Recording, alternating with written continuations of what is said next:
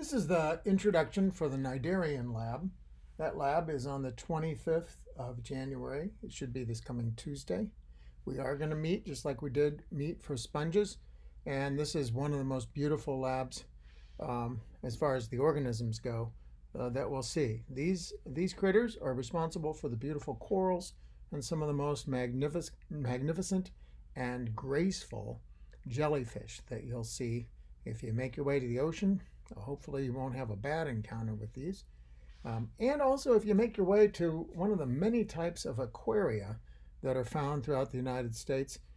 Even, I think, I'm trying to think of some of them in Baltimore that we've seen, Washington, D.C., and other places that just have beautiful, beautiful displays of these kinds of jellies. Atlanta Aquarium in Georgia, so I think it's called the Georgia Aquarium, where they have the gigantic whale sharks in a tank. So it's well worth seeing, and I hope you get to see displays of these. The Shed Aquarium in Chicago has sometimes some really beautiful displays just as well.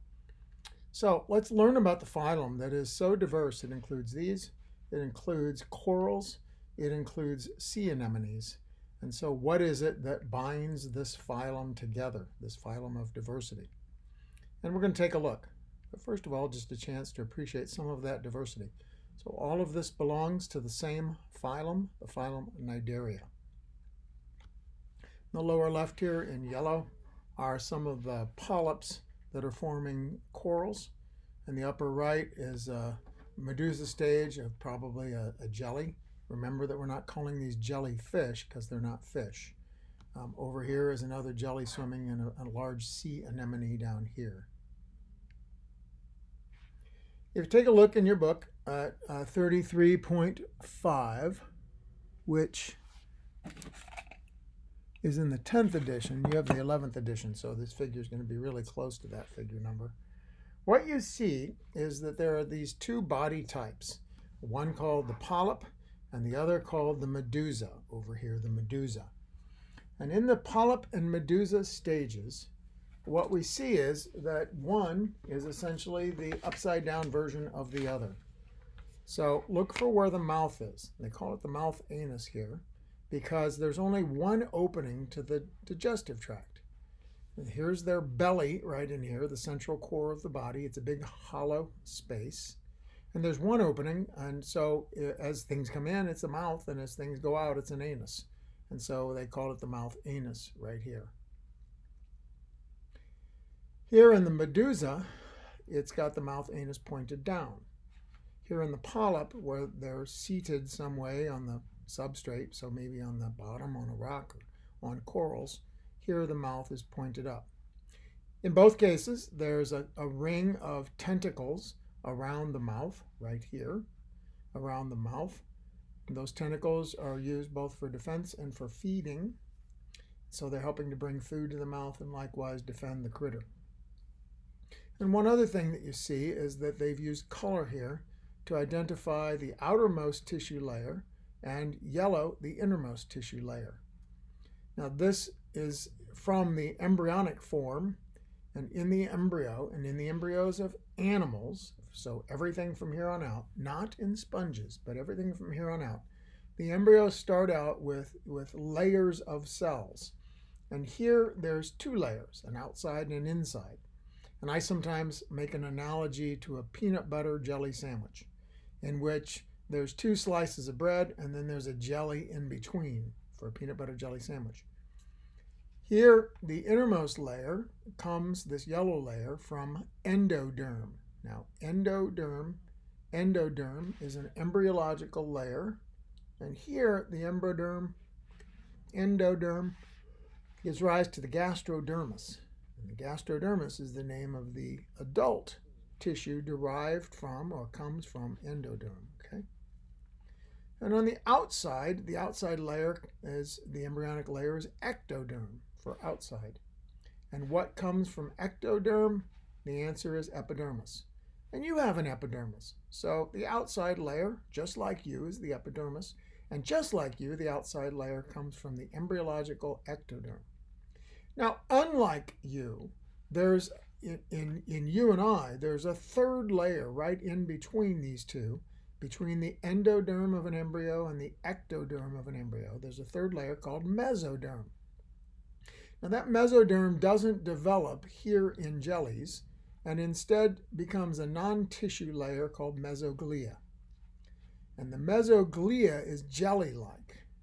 So why do you think they call them jellyfish?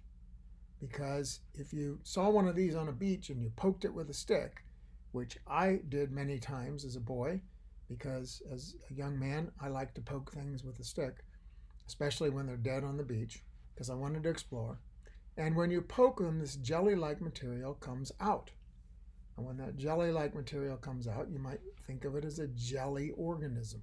And so they're jellyfish. So whether or not it's a sea anemone here or a jelly over here in the Medusa stage, they have the same basic architecture. An outside epidermis coming from ectoderm, and an inside gastrodermis coming from endoderm. They also both have in their very center this gastrovascular cavity, and that opens up into the mouth or the anus. So what do we see in this phylum? True tissues, that's what we just described. True tissues, but only two body layers. A mouth-anus opening into one common gut, and that gut extends into the arms. Now here they didn't show the cavity going into the arms, so if I was the author, I would have had the artist draw this blue cavity extending into the arms just like it is over here, because they do in both cases. So two layers, a mouth-anus opening, a gastrovascular cavity, and they have something called a nerve net. They have a diffuse or spread out nervous system. Now you and I have a bit of a nervous system that's spread out. It goes out into our arms and our legs and of course in the trunk of our body. So if someone pinches our belly or tickles us, we feel it. But we have a centralized nervous system in the brain and the spinal cord.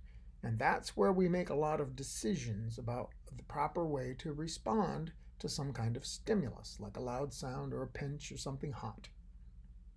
Okay? They don't have a head, they don't have a centralized nervous system. It's just this diffuse system. Now another characteristic of them is that they have these cells called cnidocytes. And these cells called cnidocytes have a special weapon inside of them called a nematocyst. So this is the cnidocyte, the whole thing, and this part inside with a trigger responding to the trigger here is a nematocyst. So why are Cnidarians called that? Because Cnidarians have cnidocytes. Okay? Cnidarians have cnidocytes. And what is it that the cnidocyte has? It has a nematocyst. And what is a nematocyst? It's one of the most powerful little weapons that a cell can have. And when they fire off, they inflate really, really quickly. And they can shoot off, and there can be a thread that attaches to some prey or onto your skin. And that thread may have a toxin on it. Or there may be a part of it that actually pierces the body and pierces your skin. Now, interestingly, these nematocysts can only fire one time. It's a real inefficient system here in these animals, in that in your body, most of the time when things occur in one direction, a chemical reaction occurs, that we take the parts and reassemble them. We recycle. So just like recycling is good for our society, we tend to recycle in our bodies because it's efficient. Here, they don't. It's kind of interesting. Cnidocytes, once this nematocyst fires off and has done its job, then the cell is replaced by another one. So it's kind of an expensive thing to do. And where do we find them? We tend to find them loaded on the tentacles, where they are interacting with food and also acting as a defense. Okay? So cnidocytes and nematocysts. Here, the little bumps that you see on the tentacles, I believe, are individual cnidocytes that are covering. And here we're seeing a cnidocyte and its nematocyst firing off. And here with even little spikes that are going to anchor the arm into the prey. Now there's another phylum I want to tell you about real quick that's very closely related to Cnidarians, but they don't have cnidocytes, and they're called ctenophores. And C-T-E-N-O, as a word root, means comb. I'm going to look it up probably the 1,000th time here, because I don't want to say something that's wrong. Yes, C-T-E-N-O stands for comb.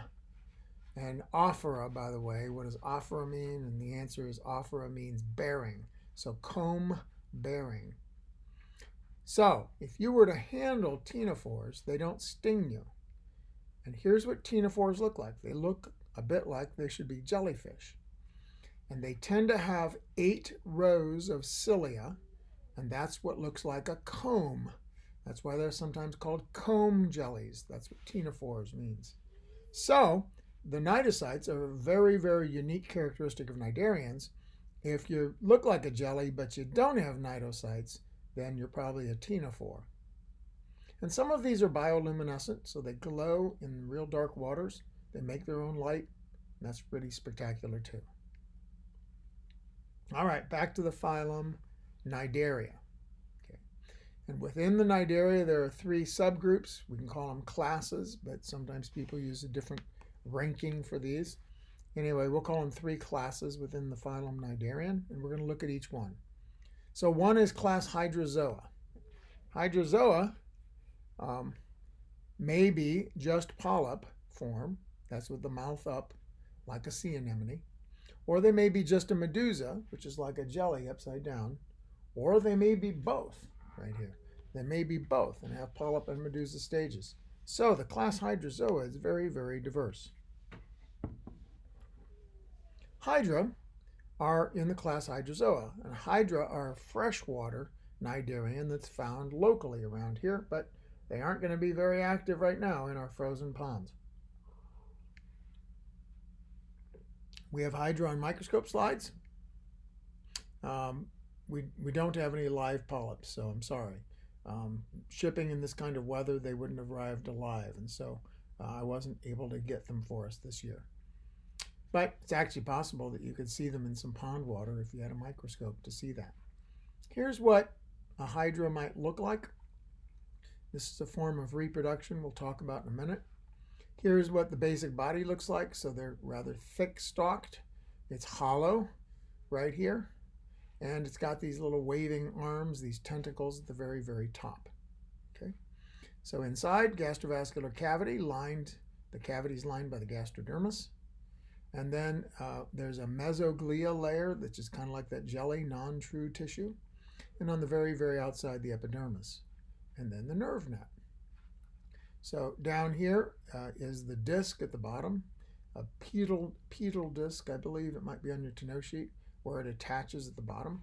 And then the mouth would be located right up here. I don't see it, but that's about the location of it. Here it's labeled on the diagram. Now, Hydra and a number of other sea anemones and cnidarians can reproduce sexually, but sometimes they can reproduce asexually by budding. So we don't do this, but if we did, imagine a woman who's pregnant and she's just got a baby growing on her side, like some kind of big tumor, but it looks like a baby and it's going through the stages of development, but somehow it's still attached to her side.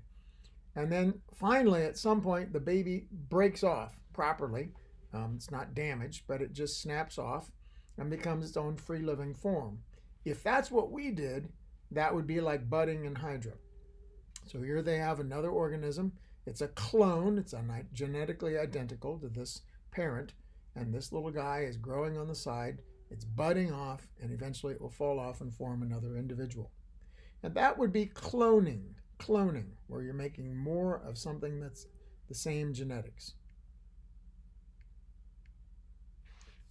So in the class Hydrozoa, and you will see examples in the lab, there's a just medusa stage, and that's called Gonianemus.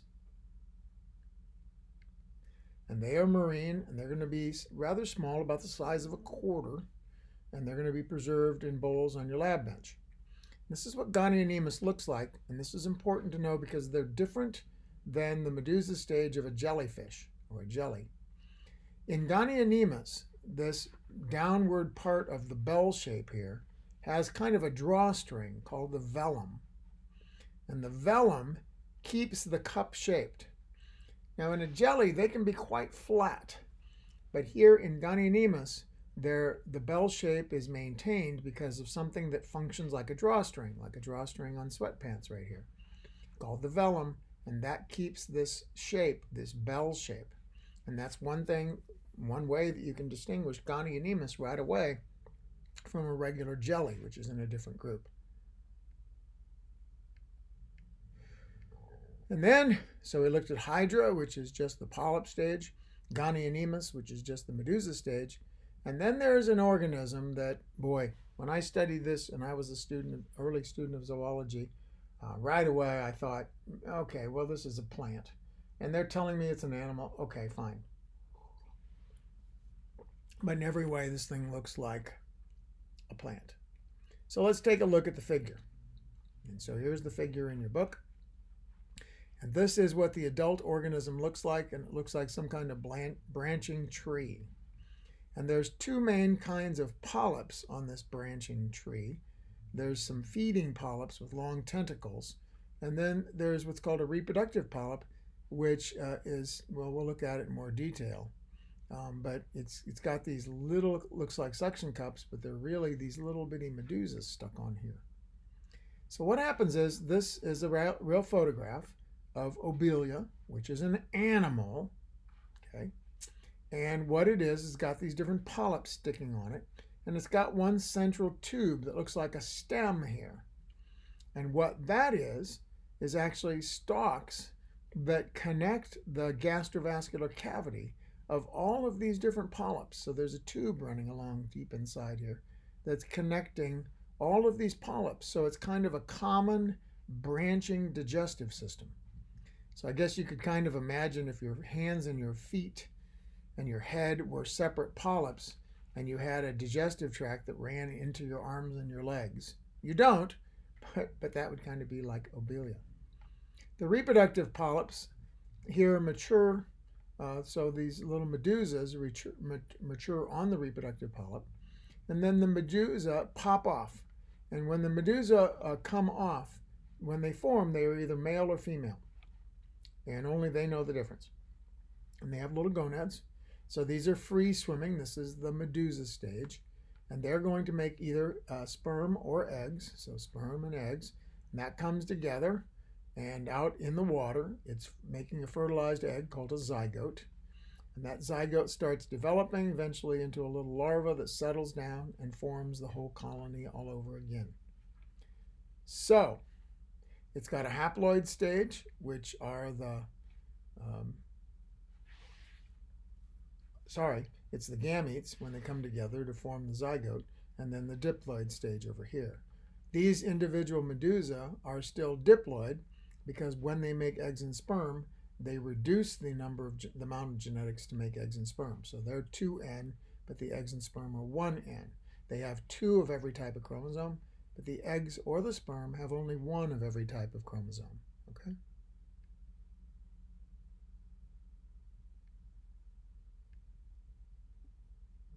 Finally, the third group is the scyphozoans, and these are the jellies. If you made it your way to the Florida Keys, you'd see all sorts of jellies that are settled on the bottom, on the sandy bottom in shallow water. And those are actually upside down jellies. They actually are regular jellies, but they lay on their backs in the water. And then there are Aurelia, and those are more typical jellies that are floating around, and both will be found. This is what the upside down jelly is that you'll see in the Florida Keys. And these are wildly abundant. I mean, you'll see potentially thousands. We were out on one of the Florida Keys, and they're very small little islands, and it was nighttime, and so we were looking at the night sky, and I was with my kids, and we decided to drive back on one of the roads. We had no idea where it was going, and it was a long, extensive road, and it was passing past the water and very, very shallow little inlets or bays of the ocean. And it was nighttime, so we got out of the car and we're looking at the stars, and I'm looking around and there's flashing going on. Something is in the water and there's flashing, like a beating, like a heartbeat almost. and I turned my flashlight out onto the shallow water. It was a very long, many times bigger than a football field. Big, narrow, shallow water.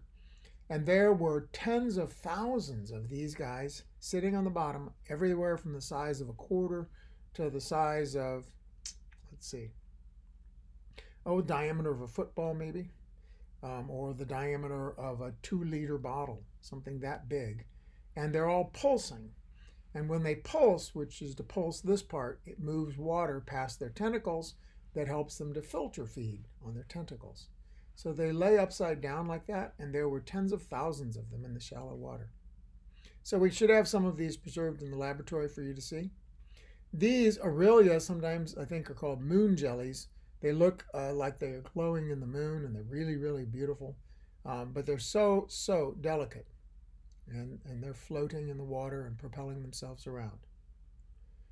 Finally, the third class that we want to see. So we've seen Hydrozoa, Scyphozoa, now Anthozoa. Anthozoans are just polyps, so these are sea anemones. And the one that we'll see is called Metridium. And Metridium is a real beautiful animal like this with these long, extensive tentacles. But when you see it in the lab, it's dead brown stuff. So this is largely what you're going to see in the lab right now. We have where the bottom of the sea anemone is attaching to rocks. So that might be called the pedal disc. There's the disc part. Pedal means foot disc. Here's the gastrovascular cavity right in here. So as this circles around, they've cut this thing open. As it circles around, that would be the mouth or the anus. Here's all the tentacles there. And then there's some of the squishy sidewalls. So this would be gastrodermis, that would be epidermis, and there's lots of mesoglia in between. All right, that's your introduction to the Cnidarians. There will be more for you to learn about from the to-know sheet and the textbook, and also seeing those online resources. I'm going to encourage you to bring your textbook. If you got the word root book, or if you've got it as a PDF, keep that handy as you learn the new terms. Boy, it's so helpful to be able to learn what the word roots mean. I probably will have copies of the to-know sheet for you, just like I did last time. And this time, if you have a smartphone that has internet, or whether or not you have a laptop, it's really handy to look some things up. And if you're making those PowerPoints or collecting up images, this is a really good way to do it. While you're in lab and think about it, you can look stuff up and see if you got a picture that looks like what's in lab. Now what I want to do is extend this introduction with a talk that I usually give during the lab, but we're not going to do that, and I'd have to do it many, many times because you're not all meeting as one group. And that is to tell you the story of a chance for you, and a chance that I took advantage of, to go see some world-famous fossils of some of the earliest forms of life ever known. Now, the forms of life look a bit like this, where we might have some kinds of algae on the bottom that are photosynthetic. And then we've got these early animals that you can see look like the Medusa stage and the polyp stage right over here. Now, some of you who really know your animals know that this looks like a sea pen. There's a type of a Cnidarian that looks like this. Well, we think in the early animal world, perhaps 580 to 600 million years ago, okay, when some of the very first multicellular animals came about. We think it looks pretty much like this. You don't see any fish. Oh my gosh, that's going to be hundreds of millions of years later. You don't see any arthropods running around on the bottom. You don't see any crabs, trilobites, anything like that. It's a very simple animal kingdom. Would have been easy to take zoology at that time, okay? And what we have is a fossil record that we've discovered, not me, but other scientists, one in Australia and one, as I'll show you, in Newfoundland of North America. So here's just a bit of the history of Earth in some very, very long periods of time. Now, we're only starting at about 490 million years ago. So the first dinosaur was 250 million. So we're starting way before we even had dinosaurs, way before we even had amphibians and most fish, okay? And as we go farther back, right about 542 to 543 is the end. It's an end of a period right here. And this is the beginning of the Cambrian period. So the Cambrian period for animal diversity, Cambrian period goes back to 542 to 543 million years ago. And that's where, if you look at this chart, which is talking about the number of groups of animals, look, we have lots of groups of animals here, and then it narrows down to just a few groups. And then what I'm showing you is there were some traces back here of pre-Cambrian, so before the Cambrian. And what I'm talking about are fossils in this time period. So we're talking about 20 to 40 million years before the Cambrian period. And the name of this time period is the Ediacaran. Ediacaran, named actually for a place in Australia. And this is where we think the animals were first arising. So all that time back. Now, by the way, just for a sense, dinosaurs, other than birds, died out about 66, 65 million years ago. Okay, 65 to 66 million years ago. We're talking about 500 million years before the dinosaurs died out. So this is really, really old. And we wonder what that looked like. What were those animals like in this earliest time period? If you hear any moaning in the background, that's Lucy sleeping and probably whining or moaning about something in a dream. Now I want to give you an idea of where we're going to be working. So here's Canada, and these are some other western provinces, but these are the eastern provinces and what are called the maritime provinces. This is Ontario. So this is Lake Superior right here. This is Lake Michigan. Okay. And this is all Ontario. And this area, including this side right over here and all the way over here, is Quebec. Maybe you know that. This is where French people got pretty much squeezed out of this area and pushed out and kicked out, displaced. And so the French-speaking population got concentrated in Quebec. And they're very proud of their French history. And if you go there, and I did, we traveled here, you'll find that they're very, very, of course, nice people. And they're choosing to stay with their native language, which was France. So if you're driving, you can drive as we did, and I'll show you just a minute. We drove from just south of Lake Michigan, where we live, and we drove up here past Toronto, and drove all along here by Montreal, and then we drove up here, and I don't know if you know what this waterway is. So all the Great Lakes are draining here into Lake Ontario, and between Erie and Ontario right here is Niagara Falls. And this water drains out, and this is called the St. Lawrence Seaway. And the St. Lawrence Seaway is how the Great Lakes are connecting up to the ocean. And out here, this area right here is part of Quebec. It's called the Gaspé Peninsula. And then this area is called New Brunswick. And this is Nova Scotia. Includes this part, Cape Breton Island. Nova Scotia, these two parts. This island right here is its own province called Prince Edward Island. And then once you make your way just about to right here on this Cape Breton Island of Nova Scotia, then you take a ferry. And the nearest ferry is about 8 hours of a ferry, 6 to 8 hours right here to this point. And then you can make your way up here to Newfoundland. And this is Labrador. So Newfoundland and Labrador are the most recent Canadian province added. It's all one province. And we took the ferry right here up to Newfoundland. And then we spent a bunch of time here. And someday I'll tell you all about that if you want. And then I made our way. We had to drive all the way over here. And the place that I'm telling you about, so I hope you can see my little pointer, it's this tip right here. The very remote tip of Newfoundland, as far away as you can possibly get. Now right over here, that's where I'm going to show you that we took a field trip and saw these fossils.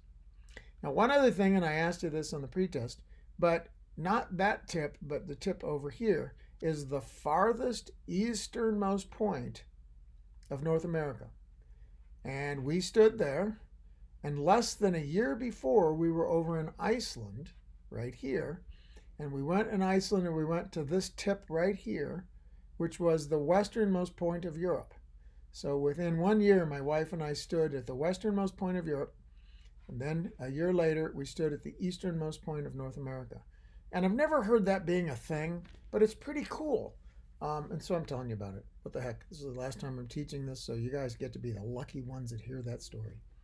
So here you go again. Here's where we live. And you can drive all the way up here to Toronto, which is about right here. And it takes about 2 days to get there. And then we drive along the St. Lawrence Seaway. That was beautiful. And there's just some amazing things to be seen here. And when we made our way to Prince Edward Island, then back over here in Nova Scotia, right around in here, we learned about a famous fossil place. Now, this is a different fossil place to tell you about. And this fossil place, so this is the Prince Edward Island, this is Nova Scotia, this is New Brunswick, that's Newfoundland. This spot right in here is called Joggins Fossil Cliffs. And Charles Darwin included comments about Joggins Fossil Cliffs in his famous book, Origin of Species. Now, Charles Darwin had not been here, but his good friend, a world-famous geologist named Charles Lyell, had come here. And so as we were traveling around, we decided we had to stop and see Joggins Fossil Cliffs. And those of you who really pay attention, when I was giving you all those microscope video demonstrations, I was wearing the Joggins Fossil Cliffs sweatshirt that had little reptile footprints on the sleeve.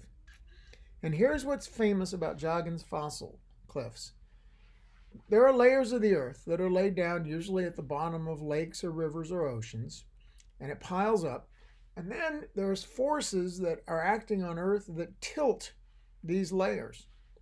And in Joggins Fossil Cliffs, as far as you can walk for miles, there are these layers that have tilted up. And as you walk this way, so Amy's facing the other direction, but as you're walking, that's my wife Amy, as you're walking this direction, you go into deeper and deeper layers. Just as you walk that direction, you get to go deeper and deeper into the earth. And in these areas, that might only be about 350 million years old, there are coal seams. That's real coal. You could go right there, just grab a piece of this and catch it on fire. That's coal. That is what we burn to make electricity. And it's right there on the beaches, eroding out. There's my wife showing you one of the coal seams that's running right down and then into the ocean. The ocean's about down over here to our left, about 50 feet. So you can see rocks that are fractured off here. This is regularly happening. Nobody can preserve all of this. And in these rocks are tremendous fossils. So these are plant fossils and plant fossils here. And nobody's going to preserve these. These will eventually erode away. And if you want to see them, well, you got to go there and see them. But they're very common fossils, and scientists have already described a lot of these different species. There I am in the Joggins Fossil Cliffs, just to prove to you that I'm not making all this up. Then we're going to make our way to this real remote tip over here. So we got to take the ferry over here and drive all the way over here in our car. And this was our car all the way up. This, by the way, by the time we went there and came back, was 7,000 miles. Okay. So if you wanted to drive from New York City to San Francisco, it's probably about 3,000 to 3,500 miles. This is 7,000 by the time we got back. Okay. So here we are. This is where Joggins Fossil Cliff is. By the way, this is called the Bay of Fundy right here. And tides coming in and out of the Bay of Fundy, just the way things work. The tides, so twice a day, the water level of the Bay of Fundy will go up and down as much as 20 feet.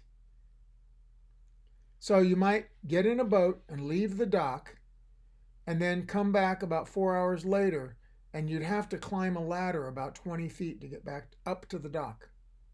And I've been out in a boat in this area before a couple times, and it's just amazing. When this water comes in, it surges, and it's horribly erosive, and so that's what's eroded part of the Joggins Fossil Cliff here. And notice also this area is getting eroded. And so not in our lifetimes, but in the foreseeable future, we expect that this will erode all the way through here and make all of this then its own island out here. Here we've got Cape Breton, which is part of Nova Scotia, that's an island. And then this will probably become an island too as this erodes all the way through. Kind of interesting to look at the future of geology. Okay, so you can drive all the way up here as we did, caught the ferry over to here, ran around on a bunch of roads and make our way up to the capital of Newfoundland called St. John's.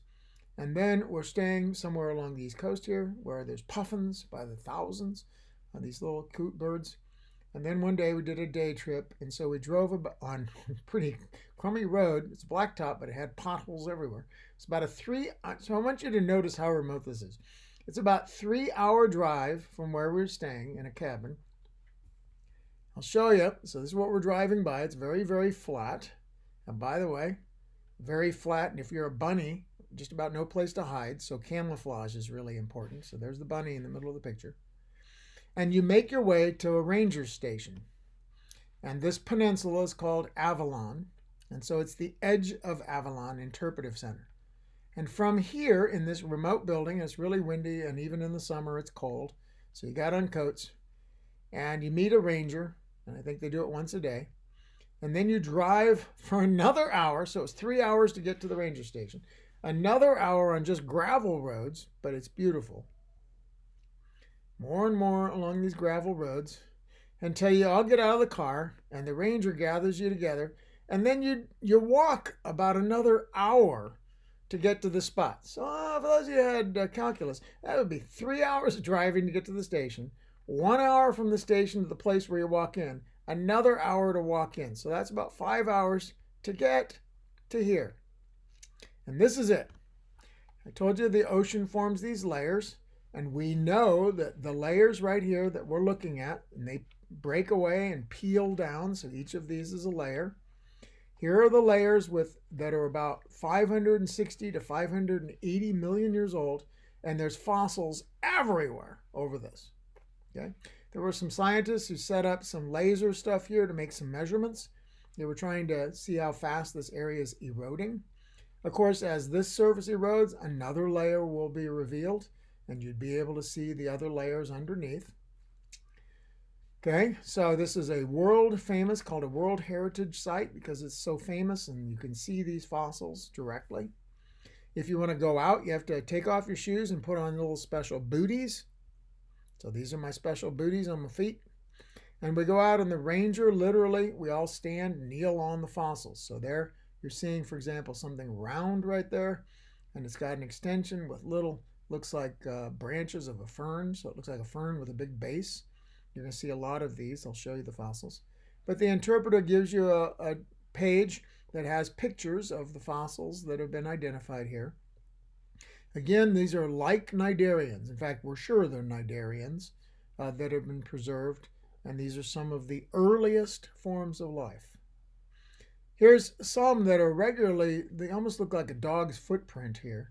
And this is something that's more uncertain. This is where our confidence level drops. We're really not quite sure what this lumpy kind of Cnidarian is here. Here's another one that looks more like a fern, but it's not a fern. It's clearly a Cnidarian animal here, and the zoologists have studied it. And you can see the relative size. You notice these are feet, and you can see these are somewhere like 9 to 12 inches. This one could be, 18 inches long right here. Another one right here. They're all over the place. There's another one there, another bit of one there, but I'll show you other ones better later. These are all rocks that are going to break away, and you should know that if you get out of the United States, the world does not come with hand railings. The natural world does not come with signs that say, "Don't be an idiot." The world does not come with natural protections. You can die when you go out to these kinds of sites. So here's a fracture where we don't know when, and it could have fractured already since I've been there, where this edge of the rock looks like it's going to break off. So this very nice interpreter said, "Hey guys, let's stay on this side of the fracture." Good news is it's tilted like this, so it tends not to throw you off the edge of the cliff. And this is Amy leaning over, being very cautious. So here's the fracture, and we're staying on this side. And if you just really looked carefully at this rock, you'd see all kinds of fossils everywhere. Now, what we think happened is that there was some kind of landslide or something of mud that buried all of these animals at one time. And I'll show you some evidence of why we think that. Here's one of those animals I told you with the big base, and then the stem coming up, and all of these processes on the sides. So it looks like something we call a sea pen, And this is what sea pens today look like. So I'm going to go back. This is a sea pen alive today. This is a type of Cnidarian. And there's the fossil. The big base and then the feathery kind of top. So it's not all that difficult for us to imagine what these were. And you might be looking at one of your great, say great a lot, grandparents right here. Here, the guy is pointing out one of the fossils. It's kind of interesting on these. On some of the bases, that big rounded base, it chips out always at about the same spot. And we're not sure why. Maybe it was a big shape there and it just tends to fracture. We're not sure why. But here's what I want you to know, and this is a huge lesson about fossils. When paleontologists study fossils, they want to know the context. They don't want to just see the fossil, but where was it, and where was it in light of all the other things that are in the area? Now, I want you to notice something incredibly important right here. This is a huge lesson about paleontology. Here is 1, 2, 3, 4 of these kinds of fossils with the base, the stem, and then these branches. Base, stem, branches. Base, stem, branches.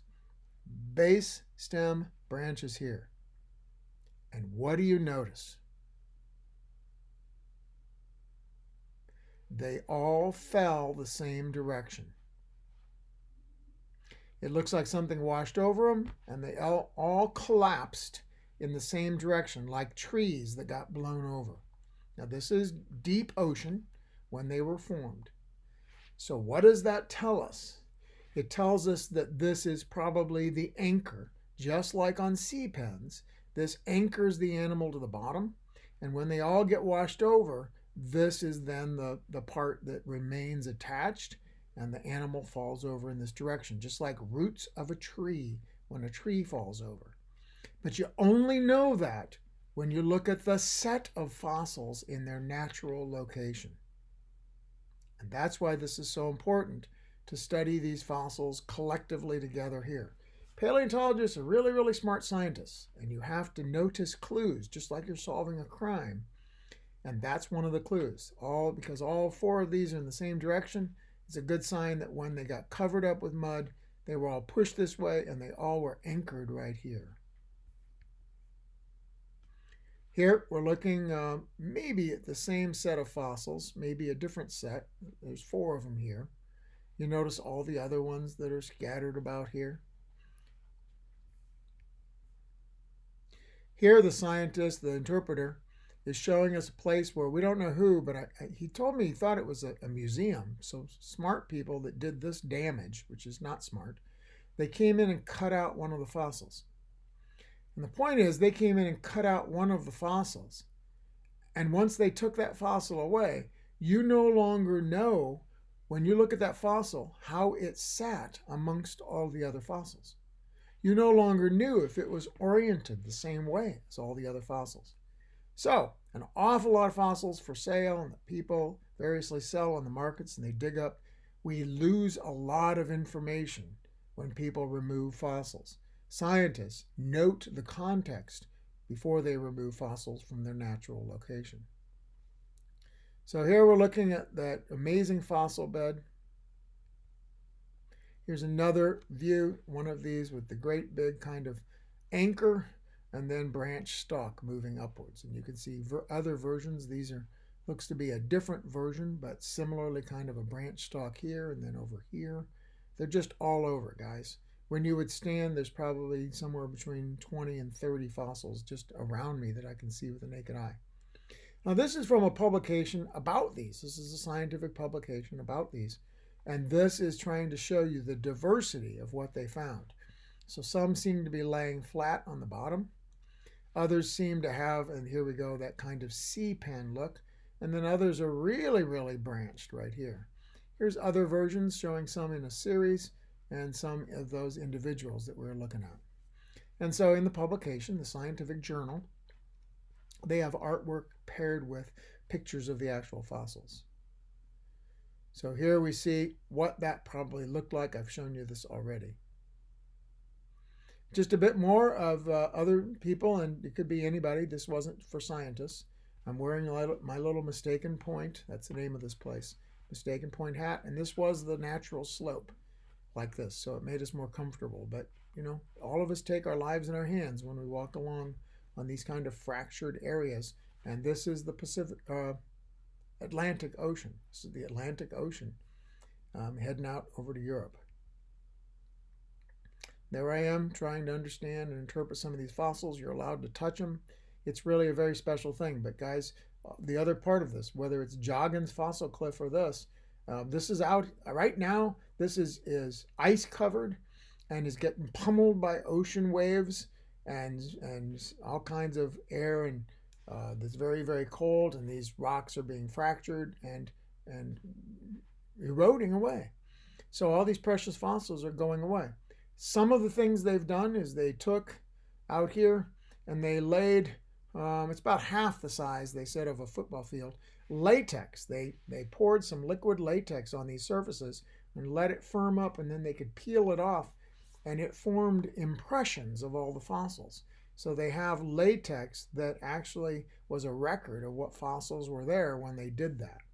Anyway, that's just to show you a little bit about the size and shape with my hand as a bit of evidence of what's going on and the size and scale.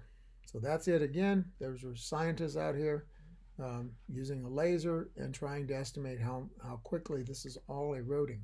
But we think and we know that the fossils are found throughout all of these layers, everywhere where it's exposed. So we are walking around over here, and they limit that for people to walk around on. So there are other areas where scientists can come in and know that tourists were not bothering these areas. So there's, again, just a sense of scale. Some of these really cool, really old fossils. So the Cambrian period of time, about 540 million years ago, the Cambrian period was when most of us thought that, you know, animals pretty much arose, and defined this 40 million years before the Cambrian started. 40 million years, guys. Our species, our actual species, has been around 1/5 of 1 million years. Okay, 200,000 years. This is 40 million years before most of the animal diversity that we're going to talk about in the class came about. And this is one of those that, again, looks like kind of a footprint. It's a little unclear what kind of organism this is, but it must have had some mass, right, to leave this kind of an impression. And these are pretty consistent impressions. So we see this same kind of thing all over. It's not just a one fossil. And that's sample size, once again, that we talked about in the process of science. So if you found just one weird thing, you don't know what it is. It could have been rocks or something, right? But if you're consistently seeing something like this, there must have been some kind of stiff animal, probably, that was in this shape. Okay. And here, just all throughout, almost looks like waves. Here, animal there, animal there, animal there, animal there, there pretty clearly, there, two of them, there, and that's what I'm telling you. They're just all over. So there we are. That's what it looks like from another angle. This layer is eroded out. Of course, this layer is eroding under the process, and eventually we'll have an exposed layer. All of this was deep ocean. So how many plants do we think were found on this layer?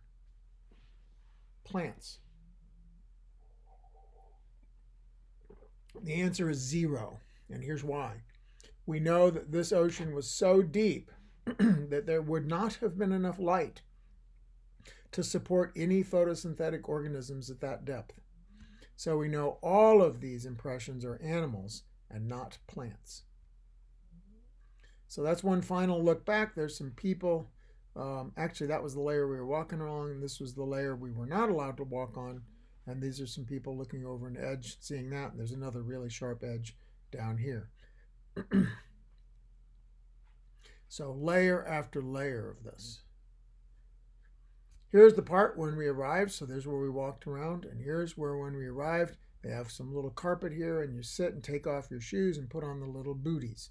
And then you walk a little trail to get up here and to see this. So this is, just at the very, very edge of the continent. This is the eastern tip of North America, right near it. It's a little farther north of here. So that gives you an idea of what the shoreline looked like. We were actually working around this over on the other side, so we had to walk all the way along here and get to here. And that was mostly about halfway to get back to the car. What a beautiful sight. You know, this is Atlantic Ocean. You're looking out, and if you see far enough, you'll see Europe, except the earth is curved and you can't see Europe from here. Well, as I'm walking back to the car, at about the point where I took this picture, somebody's yelling at me and waving their arms, somebody who was in our group, and they seem to want me. And so I slow down and I find out that I've put on another guy's pair of shoes. Both of us had pairs of shoes that looked nearly identical. And when I got back before this guy, I had put on his shoes. And they were a little newer, and they were a little tighter, but not much.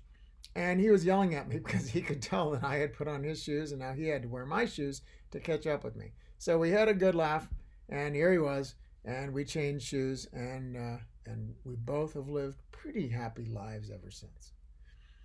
If you make your way down the edge, you can get to the beach, and this is all areas of Mistaken Point. And all of these areas where you see it eroded out, these are protected. You can't just come up here with a hammer and start hammering away and removing rock. These are protected areas, and that's against the law. But there are these beautiful pebbles, and I came down to this beach where I knew I wasn't going to be disturbing any fossils. And it really allowed me to reflect over the beauty and the majesty of this history of animals. And so there I am at the very, very end saying goodbye to Mistaken Point. And that's it. I will say this as I end my career. When I was your age, when I was an undergraduate and I was studying zoology, I flip-flop a couple semesters between wildlife biology and whatever. But by the end of my sophomore year, I had a chance to do research. And in my junior year, the person I was working with, who was a zoologist, Dr. Ron Brandon, who was a zoologist at Carbondale, one of the top experts in the state of Illinois in amphibians and reptiles. And he said, well, what do you think you want to do when you grow up? And I said, you know what? I kind of like your job. And he laughed and said, you know, I don't feel threatened. I thought that was kind of weird. No, I don't mean I'm going to come after your job.